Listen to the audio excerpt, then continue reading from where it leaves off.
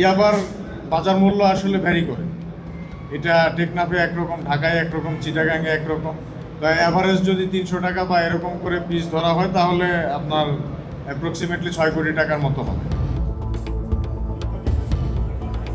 এই ইয়াবাগুলো মিয়ানমারের ইয়াবা। বাংলাদেশে তো ইয়াবা তৈরির কারখানা নেই, এগুলো মিয়ানমার থেকেই আসে। র্যাব 7-এর একটি চৌকস অভিযানিক দল গোপন সূত্রে খবর পায় যে পতেঙ্গার 15 নম্বর ঘাট এলাকার দিকে একটি মাদকের চালান আসার সম্ভাবনা রয়েছে। উক্ত তথ্যের ভিত্তিতে আমাদের চৌকস অভিযানিক দল নদীর মাঝখানে স্পিড বোটে করে অভিযান পরিচালনা করে এবং একটি বাল্কহেডের মধ্যে সার্চ করে 5 জন আসামি সহ 1,90,000 পিস ইয়াবা জব্দ করতে সক্ষম হয়। তাদেরকে জিজ্ঞাসাবাদে জানা যায় যে তারা এই ইয়াবাগুলো গতকাল রাত্রে 3টার সময় বাঁশখালী যে কয়লা বিদ্যুৎ কেন্দ্র রয়েছে ওই এলাকায় সাগরের ওখানে যায় বাল্কহেড নিয়ে, এবং তাদেরকে ওখানে যাওয়ার জন্য যারা অ্যারেস্ট হয়েছে তারা সবাই হচ্ছে এই বাল্কহেডেই কাজ করত। তাদেরকে যাওয়ার জন্য তাদের এই বাল্কহেডের মালিক তৈমুর নামক একজন ব্যক্তি, যার বাড়ি বাংলা বাজার এলাকায় বলেছে তারা, এবং সম্ভবত তেলের বিজনেস করেন সে। তার নির্দেশনা মোতাবেক তারা কয়লা বিদ্যুৎ কেন্দ্রের ওখানে সাগরে যান এবং সেখানে রাত্রে 3টা থেকে অপেক্ষা করতে থাকে। পরবর্তীতে সাগর থেকে একটা স্পিড বোট আসে এবং একজন ব্যক্তি তাদেরকে একটা বস্তা দিয়ে যায়, যে বস্তার মধ্যে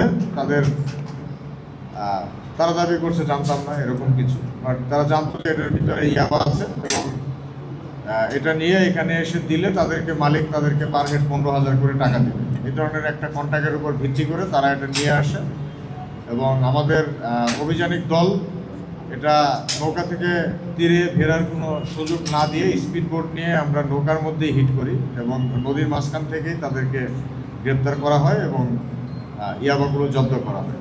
গ্রেপ্তারকৃত আসামি এবং জব্দকৃত মালামাল সমূহ আইনগতভাবে পরবর্তী প্রক্রিয়া যেটা আছে সেটা করা হবে। ওদের জন্য কাজ ছিল, এই 4 জনের কাজ ছিল। এখানে তো সাধারণত মাদক বা এই ধরনের বড় ধরনের কারবারিরা কাট আউট সিস্টেম ইউজ করে, মানে পরবর্তী জনের খবরটা আর ওরা জানে না। তো ওদেরকে কন্ট্যাক্ট নাম্বার দিয়ে দিয়েছে, তারা ওই সাগরের ওখানে গিয়েছে, যে একজন ব্যক্তি তারা তাদের নাম্বার জানে, শুধু ওই নাম্বারে কল দিয়েছে, একটা স্পিড বোট এসেছে তাদেরকে দিয়ে গেছে এবং মালিকের সাথে কন্ট্যাক্ট ছিল। এই পর্যন্ত পৌঁছে দিলে তাদের দায়িত্ব শেষ। তারপর এখান থেকে মালিক হয়তো অন্য কাউকে ডেলিভারি করতো, বাট এর মাঝখানে যে আমরা হিট করে এটা ধরে ফেলেছি। এরা লেবার শ্রেণীর লোক, ওই বাল্কহেডে কাজ করে তাদের এরকম আগের কোনো রেকর্ড নেই, এদের আগের ওরকম কোনো রেকর্ড নেই। একজন মাঝি এবং 4 জন ওখানে কাজ করে এবং তারা 15,000 করে টাকা পাবে এই লোভে তারা এই কাজটি করেছে। তারা সবাই দাবি করছে জীবনে কোনোদিন করে নাই, আজকে প্রথম। তো এটা স্বাভাবিক উত্তর, সকল আসামি এরকম উত্তরই দেয়। জি, তো এটা এদেরকে সাধারণত এই কোর্টের থেকে রিমান্ডে নিয়ে আসলে তখন আরও বেশি কিছু তথ্য পাওয়া যায়, সেগুলো নিয়ে আরও কিছু কাজ করা যায়। এটা ঘাটের ইজারাদারকে আসলে এইভাবে সরাসরি ব্লেম দেওয়াটা ডিফিকাল্ট, কারণ ঘাটে অনেক নৌকা আসে, প্রত্যেক নৌকার ভেতরে সার্চ করার মতো আসলে ক্যাপাবিলিটি বা এই ধরনের সক্ষমতা তো ইজারাদারের নেই।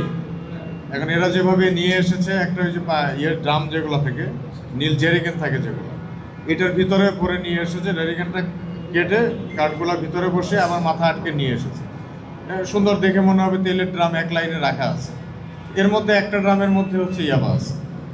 ইজারাদারের পক্ষে আসলে এটা আমার মনে হয় ডিফিকাল্ট, বাট এই ঘাটের যে বোটের যে মালিক সে সরাসরি সম্পৃক্ত, এবং তারা 4 জনই বলেছে যে বোটের মালিক আমাদেরকে বলেছে নিয়ে আসতে, এবং তার কন্ট্যাক্ট নাম্বার দিয়েছে। আমরা কাজ করছি, ইনশাল্লাহ দেখি এর পরবর্তী লিঙ্ক ধরতে পারলে অবশ্যই জানাবো।